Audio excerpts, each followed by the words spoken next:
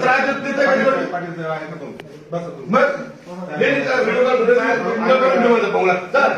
अरे गरीब तुझं काय पैसे पाहिजे तुम्हाला? तुम्हाला धंदा पण पाहिजे का?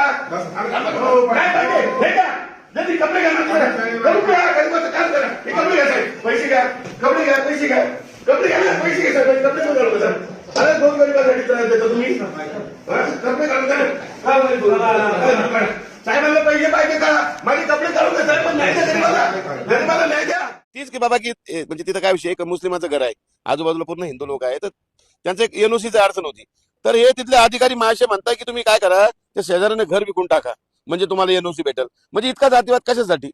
काय असतं माहिती का, प्रत्येक ठिकाणी जातपात नसते, काही गोष्टी महत्वाच्या, अहो रिलेशनही महत्वाचे असते ना.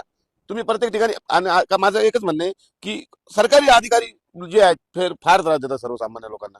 तुम्हाला असं म्हणायचंय का की या प्रशासकीय कार्यालयामध्ये भ्रष्टाचार मोठ्या प्रमाणात आहे, आणि जेव्हा तुम्ही त्या ठिकाणी गेला होता तर त्यावेळेस तुम्ही अधिकाऱ्यांना काय सांगितलं होतं? अधिकाऱ्याची नेमकी काय प्रतिक्रिया होती, काय म्हणणं होतं त्यांचं? ते मध्ये करून देतो, सगळे कागदपत्र क्लिअर आहे, आम्ही तुम्हाला फाईलही देऊ शकतो, सगळं क्लिअर आहे. पण अधिकारी इतके त्रास देतात राव, काय सांगू.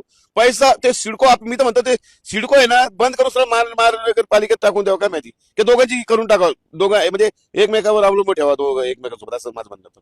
नाही, पण तुम्ही सामाजिक क्षेत्रात काम करता, या ठिकाणी काम करत असताना एक संस्कृती आणि एक कायद्याची चौकट आहे. अशा पद्धतीने तुम्ही पॅन्ट काढून त्या ठिकाणी गोंधळ घालणं किंवा स्टंट करणं कितपत योग्य आहे? स्टंट काय तिथं कपडे, आता काय करणार मग शेवटी म्हणजे इतकं तंग झालो मी, ती चक्र मारून मग शेवटी भोंगलं, आणि तिथं कोण महिला थोडी होत्या, काय चड्डी काढली मी तिथं.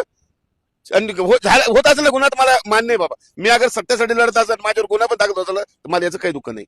बरं, या सगळ्या प्रकरणानंतर आता तुम्ही हा स्टंट केलाय किंवा ही कृती करून तुम्ही तुमचं हे राग व्यक्त केलाय, मात्र त्या संबंधित व्यक्तीला न्याय मिळेल का? या न्याय मिळवण्यासाठी पुढची भूमिका काय असणार? यानंतर नग्न आंदोलन आहे, पूर्ण भोंगळं आंदोलन. काय इशारा आहे तुमचा? तेच त्यांना एकच म्हणतो की जोपर्यंत आचारसंहिता आहे तोपर्यंत त्यांनी त्या गरीबाचं ते काम करून टाकावं, अन्यथा त्यांच्या ऑफिसमध्ये मी संपूर्ण नग्न, आणि तुम्हाला सांगतो की मी एकट्याने 4-5 लोक पूर्ण त्यांचे जे असतील ते मुस्लिम बांधव ते माझ्यासोबत नग्न येतील.